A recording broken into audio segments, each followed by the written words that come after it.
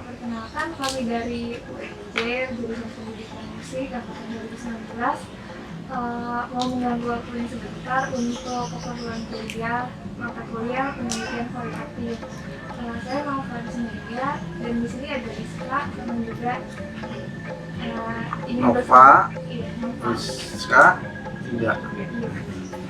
Di Pakema di masker kadang-kadang suka ketukar juga.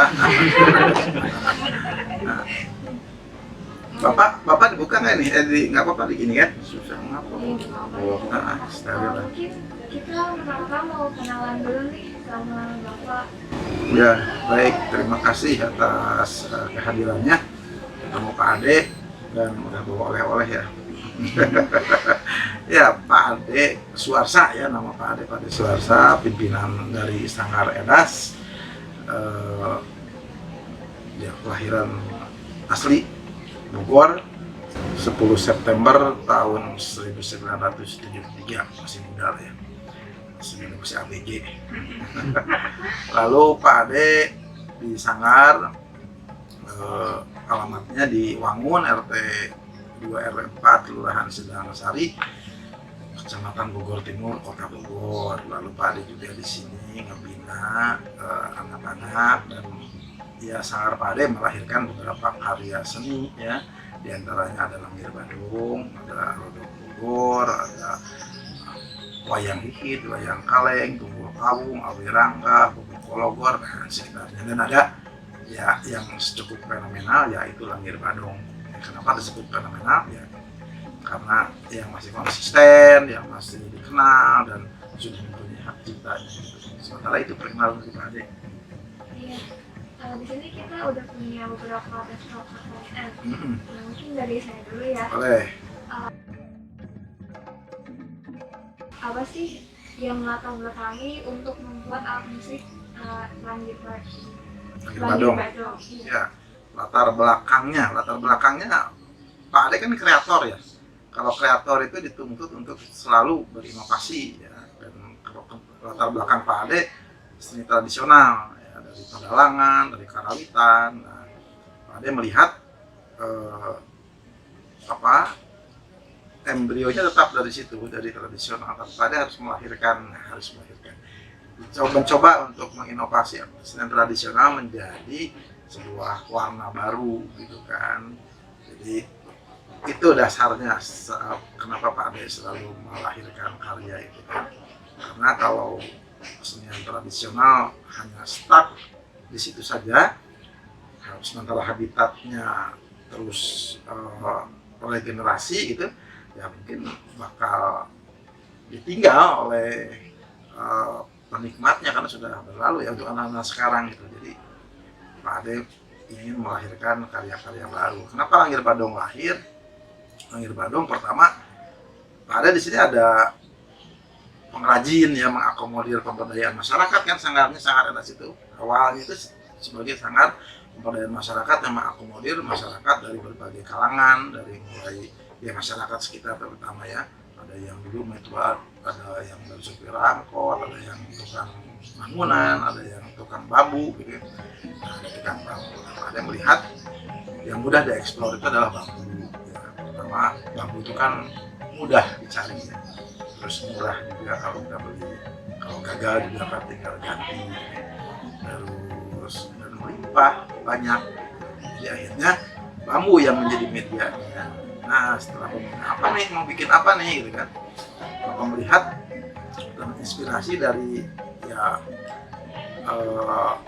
ungkapan-ungkapan orang tua dulu tentang kepamalian itu ya, pamali itu, lalanggiran, ada anak lalanggiran itu ya, anak lalanggiran itu anak yang sedang tengkurap kaki tekuk ke belakang itu kan lalanggiran namanya. Itu kalau dilakukan itu orang tua dulu bilang, ulah gitu pamali, ya, bisa ditinggalkan maut. Orang tua pasti meninggal kan, ya, hanya menakut-nakuti anak supaya tidak di tengah jalan itu lalanggiran, karena akan menghalangi sebetulnya, menghalangi orang lewat, kesandung jatuh gitu kan. Ya seperti kita kalau misalkan jangan langkahin gamelan gitu, artinya apa, bukan takut ketulah ya, tapi kesandung ya ketiban yang celaka kita. Cuman orang tua dulu selalu disimbolkan, disilihkan sehingga orang benar-benar takut gitu kan. Nah, termasuk ini langgir itu namanya langgir, kalajengking atau skorpion. Menarik juga tuh kan, menarik langgir apa sih? Apa idenya dari situ? Langgir itu adalah binatang yang eksotis sebetulnya.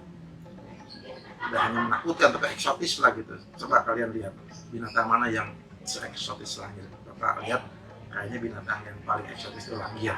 Ya, kalajengking kan, ininya dua dari sini kan, menarik, ada ekor ke belakang, terus dia juga langgir itu tidak ada pernah kita lihat ya, artinya jarang kita lihat di keramaian gitu. Nggak mungkin pasti dia ngumpet. Langgir itu juga dia pernah terdengar suaranya kan gitu. Tapi langgir itu bisa melemahkan, bahkan bisa mematikan orang yang diganggunya. Jadi artinya sesuatu yang diam, sesuatu yang tidak nampak itu bukan berarti dia lemah, justru yang begitu yang bisa mematikan. Nah filosofinya itu.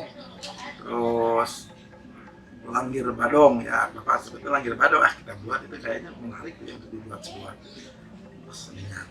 Bapak kita ada dog, ada kehkol, ada kecrek, ada gambang, ada pentongan gitu kan. Kita ramu menjadi sebuah rangkai ya, kepalanya dog-dognya, terus ekornya dari gambang, badannya dari bambu kehkol, tonggongnya, punggungnya dari kecrek bekas, semuanya dari limbah ya. Akhirnya terbentuklah sebuah bentuk langgir badong. Setelah jadi diberi untupan belakangnya itu, sebagai untupannya bukan pakai bisa tapi kayak kelajing, kita pakai kujang ya. Dan jadi bentuk baru sebuah alat musik langgir badong namanya. Badong itu bambu yang digendong. Kenapa bambu yang digendong? Karena memakainya itu di punggung seorang penari penari laki-laki ya. Punggung awalnya gitu kan, supaya menarik, jadi bisa dipakai karnaval, bisa dijadikan gimmick kejutan gitu kan. Si penggendong itu nggak kelihatan karena ditutup pakai kain hitam kan. Tiba-tiba dia bergerak dan muncullah dia bisa bergerak ke mana-mana. Langgir badong cukup fenomena juga, cukup mengejutkan orang yang setiap pertama tahu bahwa itu ada alat musik yang bisa bergerak. Nah, terus setelah jadi digimanakan nih, baru dikemas pertunjukannya. Jadi awalnya dari alat musiknya dulu lahirnya itu, lalu dikemaslah menjadi sebuah pertunjukan. Pertunjukannya macam-macam, bisa karnaval, bisa pertunjukan tari, bisa pertunjukan alat musik khusus gitu. Seperti itu yang mendasari lahirnya. Berarti kalau dari namanya itu dari kalajengking ya? Ya, langgir itu kalajengking, bahasa Sunda ya. Kalau bahasa Inggrisnya skorpion.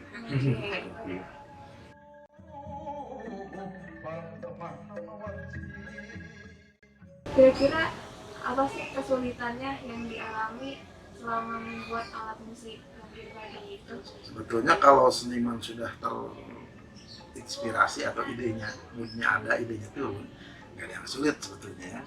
Jadi ngalir saja gitu. Ya sulitnya kita mencari eksperimen setelah jadi itu bagaimana supaya langit itu tidak terlalu berat, bagaimana supaya tidak posisinya mengagokkan kan menari gitu kan, jadi kagok sama yang menari, bagaimana supaya tampilannya itu menarik gitu kan, benar-benar menyerupai langit tapi bisa, terus bagaimana ngecun nadanya gitu kan, itu kotor gergajinya di mana, itu proses itu yang perlu eksplorasi agak rumit gitu kan. Tapi kalau sudah jadi mah ada bambu kan udah ditiru, udah dibuat, kalau sudah ada mah ya terus yang pertama aja ya eksplor. Iya, menyusunnya gitu bagaimana nih supaya membentuk gitu kan. Dan banyak juga sampah-sampahnya yang terbuang itu karena gagal gitu. Tapi tidak masalah karena bambu kan, makanya bambu murah kan. Istilahnya.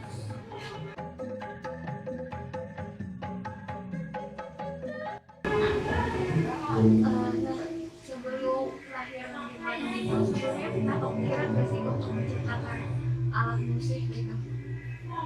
Ya kan seiring waktu ya, dari pengalaman empiris gitu. Awalnya sih kita biasa aja menggeluti kesenian yang sudah ada ya, wayang golek, dengung, genang pencak, keliningan yang sudah ada kan. Tapi gejolak hati Pak Ade gitu kan, ingin suatu saat ada kesenian baru, apalagi di Bogor, di kota ya. Kota Bogor kan masih belum memiliki kesenian yang spesifik ya, seperti halnya di Sumedang ada Budaleng, di Subang ada Sisingaan, di Cirebon ada tari topeng ya, atau tari. Nah, di Kota Bogor belum ada ya, jadi artinya ya Pak Ade bikinlah untuk Kota Bogor ini gitu kan, perkara diterima atau tidaknya kan nanti masyarakat yang menerima kan. Kalau masyarakat Bogornya sendiri tidak menerima, itu akan hilang dengan sendirinya tuh karya Pak Ade itu kan. Terus Pak Ade-nya juga harus konsisten mensosialisasikan itu gitu kan. Tapi ya lumayan lah, mungkin 20%, 25% orang Bogor tahu lah Langit Badung gitu.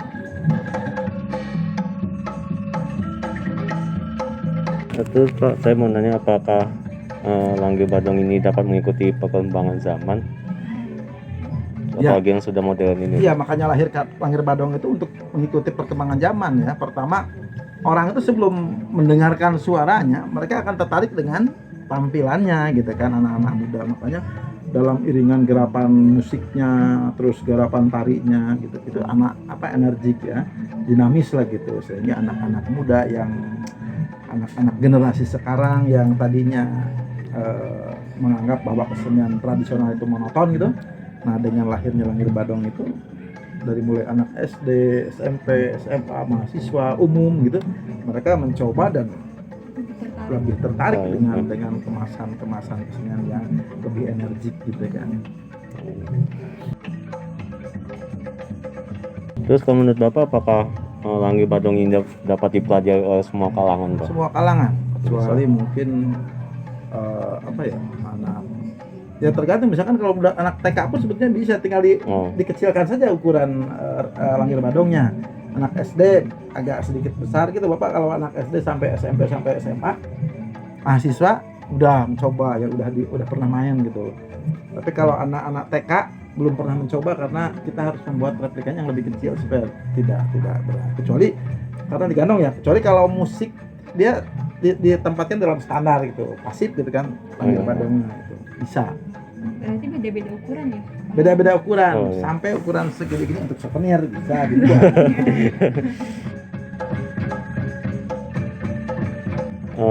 Kalau menurut Bapak nih, cara menarik perhatian masyarakat agar tertarik dengan kesenian Langit Badung ini gimana, Pak? Ya, di samping kita membuat sebuah kemasan yang menarik ya, energik, terus kekinian gitu, kita juga harus rajin memperkenalkan ke sekolah-sekolah gitu kan, yang strategi sebetulnya ke sekolah ya, ke kampus gitu, ke event-event wedding gitu, sebagai persembahan dan sebagainya. Itu caranya. Berarti sebelumnya dilakukan seperti itu juga? Dilakukan seperti itu. Ya, kita pernah disekolahkan gitu kan, dikesekolahkan. Beberapa sekolah di Kota Bogor bahkan ada sudah memiliki alat musik Langit Badung ya. Terus kita pernah workshop di kampus gitu beberapa kali. terus kita juga pernah workshop, pernah pameran gitu. Jadi itu caranya mempersosialisasikan. Kalau mereka tahu pasti tertarik. Oh, Pak. Kalau cara-cara Bapak nih yang dilakukan agar akhirnya Langir Badong diakui sebagai kesenian musik khas Bogor gimana, Pak? Ya itu waktu yang yang menentukan ya. Artinya sampai sekarang sih Langir Badong masih tetap eksis gitu kan. Terus kita terus sosialisasi ya, dan kita juga berprestasi gitu dengan Langir Badong itu. Kita sering menjuarai event nasional bahkan ya. Pak Ade sendiri pernah jadi ya inovator Jawa Barat karena Langir Badong. Pak Ade pernah menjadi penata mural Langir Badong gitu. Banyak ya hasil uji bahwa Langir Badong itu teruji gitu secara nilai gitu, dengan di festivalkan, dipamerankan gitu, di workshopkan. Ini baru diakui setelah itu ya. Ya, terus Pak Ade juga membuat Langir Badong diakui, baik itu desainnya, itu udah ada ciptanya, dan pertunjukannya. Jadi dua, Langir Badong adalah alat musik atau kesenian yang sudah diakui oleh Kemenhumkam ya.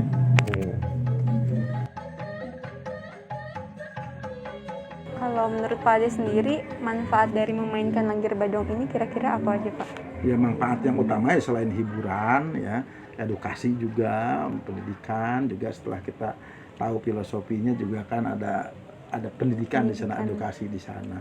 Samping kita juga sambil refresh ya, sambil bermusik, kadang kolaborasi dengan band atau alat musik modern.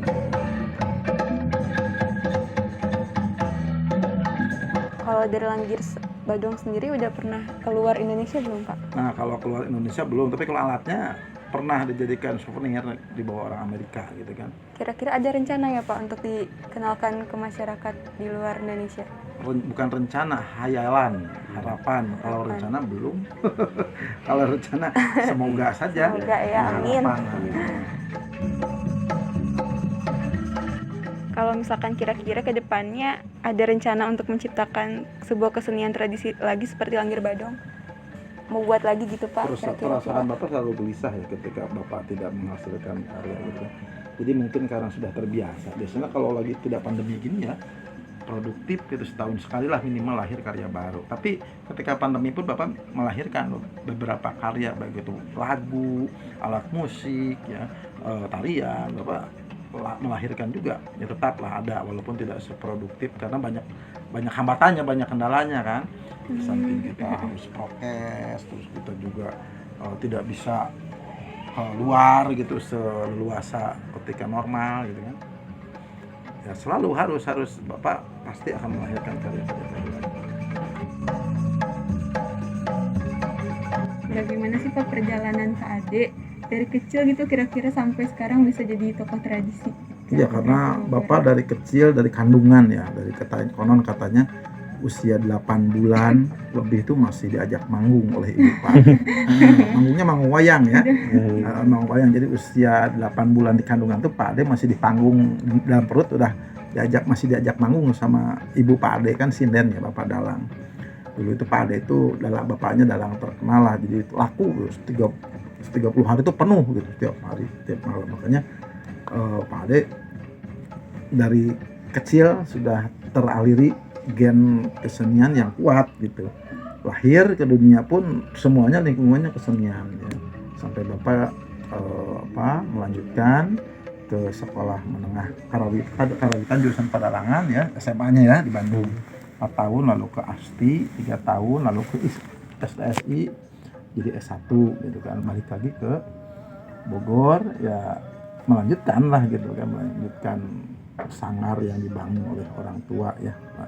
Nah dari situ Pak Ade kan berpikir harus buat di tanah air sendiri lah, artinya di Lemah Cai Pak Ade gitu di Bogor. Pak Ade juga banyak kesempatan kerja di mana, di Bandung, di Jakarta, itu Pak Ade tetap di Bogor. Di samping sehari-hari Pak Ade juga kan ngajar di sekolah ya, di SMA Budi Mulya Pak Ade ngajar gitu. Di samping ngajar beberapa sekolah di Bogor gitu, ngebantu ketika ada berupa ekstrakurikuler atau pelatihan. Ada gak pesan Pak Ade untuk generasi muda supaya mau mengenal musik tradisi gitu Pak, mau mengangkat musik tradisi budaya lokal gitu, kira-kira apa pesan dari Pak Ade? Iya, pesan Pak Ade bahwa harus dicamkan bahwa generasi kalian, generasi muda adalah garda yang paling terdepan untuk membentengi kita, negara kita dari penetrasi budaya global yang kadang tidak semua bisa pas di negara kita ya. Artinya dengan budaya ya, dengan budaya kita adalah sangat kaya, bahkan digandrungi oleh seluruh dunia ya. Kalau kalian tahu yang bisa dibanggakan kita itu tinggal kebudayaan yang aspek apalagi yang selain kebudayaan yang masih kita banggakan ya. Ekonomi susah, terus sosial, politik apalagi, makanya budaya yang kayak, dan budaya itu adalah kacamata atau replika bangsa kita. Jadi kalau bangsa kita budayanya itu baik, tertata rapi, terus berkembang, negaranya akan baik, tidak berkembang ya, atau akan maju gitu. Tapi kalau misalkan budayanya sudah hilang, ditinggalkan, hancurlah bangsa kita gitu. Jadi itu aja, karena apalagi kayak mahasiswa ya yang punya kewajiban moral gitu untuk ada di garda terdepan gitu, ya harus budaya kita di respect lah dengan budaya lokal gitu kan. Kecil saja Bali saja kan dia mengangkat budaya maju kan, terkenal lebih dari Indonesia bahkan ya. Terus di daerah-daerah sekarang Banyuwangi sudah maju karena mengangkat budayanya. Kalau negara yang kuat budayanya mana? Cina kuat budayanya, Korea kuat budayanya, dia maju kan. Cina itu mana masuk bahasa Inggris nggak masuk, bahasa Korea pengen bahasanya yang dominan kan. Makanya itu orang negara-negara atau wilayah yang mengangkat budayanya, ya kita masih tanggung gitu kan. Gitu. Makanya anak muda, generasi muda, come on ya, ayolah budaya kita itu digandrungi, jangan lengah gitu, bisa diambil orang, kita nyerugi nanti ya. Dan globalisasi itu nggak bisa dipungkiri, nggak apa-apa masuk budaya barat, budaya Eropa, budaya apa nggak apa-apa, tapi kita harus punya filter dengan cara memperbenteng budayanya dari kalian ya, jangan sampai hilang gitu. Ya mungkin segitu aja Pak. Cukup. Pertanyaan dari kami ya, sudah cukup. Cukup. Terima kasih. Terima kasih, Pak. Pak. Ya, Iya. sukses ya. Salam buat dosen. Selanjutnya kami bertiga mendapat kesempatan untuk melihat bagaimana Pak Ade Swarsa memainkan alat musik Langgir Badong sebagai alat musik tradisi hasil ciptaannya.